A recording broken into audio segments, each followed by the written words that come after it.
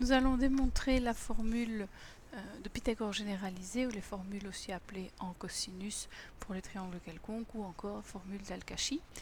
Alors pour ça, j'ai dessiné deux triangles, un dans lequel j'ai pris volontairement l'angle alpha aigu, dans l'autre l'angle alpha obtus, et je vais tenter de démontrer a carré égale b carré plus c carré moins 2bc cosinus alpha. Donc ici, pour ce premier cas, puisque je veux travailler avec le côté A et l'angle alpha, en tout cas dans la formule à démontrer, je ne trace surtout pas une hauteur qui viendrait couper cet angle alpha, et donc j'ai fait le choix ici de tracer la hauteur issue de C, qui coupe la base, donc le côté ici, petit c, au point H. D'une part, j'ai une longueur x, d'autre part, j'ai alors c moins x. Par contre, pour le cas où l'angle est obtus, donc j'ai le côté A ici, le côté B de ce côté-ci et C par ici. Par contre, la hauteur sort du triangle, et donc la longueur x, ben voilà. J'ai le fameux point H, donc l'intersection de la hauteur avec la base. Dans le triangle rectangle de droite, donc dans CHA, je peux dire que l'hypoténuse au carré, b carré est égale à h carré plus x carré. Alors que dans le triangle rectangle de gauche, j'ai a carré est égal à h carré plus c moins x au carré. Alors, je pourrais développer ceci et écrire que h carré, donc h carré plus c carré moins 2cx plus x carré. Je vais isoler le h dans les deux. Donc dans le premier, on a h carré est égal à b carré moins x carré, alors que dans le second, h carré est égal à a carré moins c carré plus 2cx moins x carré. Donc une fois que j'ai fait passer tout ce qui se trouvait dans la parenthèse, dans le membre de gauche pour isoler le h carré. Bien, j'ai donc deux égalités par rapport à h carré. Je peux écrire que b carré moins x carré est égal à a carré moins c carré plus 2cx moins x carré.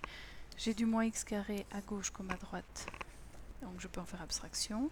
Et nous, on veut isoler a carré, donc si j'isole a carré, on a b carré plus c carré moins 2cx qui est égal à a carré. On se rapproche tout doucement de la formule, hein. A carré égale b carré plus c carré moins 2cx. Or, il me faut 2bc cosinus alpha. Or, ici, l'angle alpha, je suis dans un triangle rectangle avec la hauteur, et je sais que par la relation dans le triangle rectangle, le cosinus de alpha, c'est le côté adjacent x sur l'hypoténuse b. Et donc, si j'isole le x, x est égal à b fois le cosinus de alpha. Et je reporte ce résultat ici, ce qui donne comme nouvelle formule que b carré plus c carré moins 2 fois c fois b fois le cosinus alpha, donc que je viens de reprendre juste ici au-dessus, est égal à a carré. Donc, pari tenu dans le cas où on travaille avec un angle alpha aigu. Voyons voir ce qui se passe maintenant dans le cas d'un angle alpha obtus. Eh bien, dans le triangle rectangle BCH, donc le tout grand triangle rectangle, je sais que a carré est égal à h carré plus c plus x, cette fois-ci, puisque la hauteur elle est bien à l'extérieur du triangle, donc j'ai le côté c plus la longueur x. Et par contre, dans le petit triangle rectangle ici, j'ai que b carré est égal à h carré plus x carré. On développe exactement de la même manière que dans le membre de gauche, donc ceci c'est h carré plus c carré plus 2cx plus x carré. On isole les deux hauteurs, donc h carré est égal à a carré moins c carré moins 2cx moins x carré. Et même chose avec celle du dessous. Donc h carré est égal à b carré moins x carré. Si j'égale les deux, on obtient que b carré moins x carré est égal à a carré moins c carré moins 2cx moins x carré. Les x carrés se suppriment et on arrive à b carré plus c carré plus 2cx est égal à a carré. Reste donc à transformer notre x de manière à faire apparaître le cosinus de alpha. Bon, ben, pour le moment, dans les triangles, dans le triangle rectangle dans lequel je peux travailler, l'angle que j'ai, ce n'est pas alpha, mais 180 moins alpha. Et le cosinus de 180 moins alpha, on sait que c'est le côté opposé h sur l'hyposinus. Donc, par les relations dans le triangle rectangle, cosinus de 180 moins alpha, c'est x, donc côté opposé sur l'hypoténuse, donc x sur b.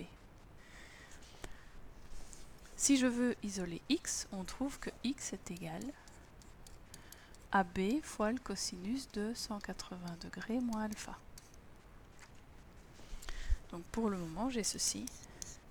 B carré plus C carré plus 2 fois C fois B fois le cosinus de 180 degrés moins alpha est égal à A carré. Or, ce n'est pas le cosinus de 180 degrés moins alpha que dont nous avons besoin pour la formule, mais le cosinus de alpha.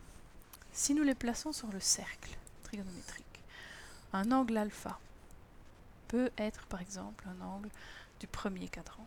180 moins alpha, c'est donc son symétrique par rapport à l'axe des y qui se trouve dans le troisième cadran. Si je regarde leurs cosinus sont clairement opposés.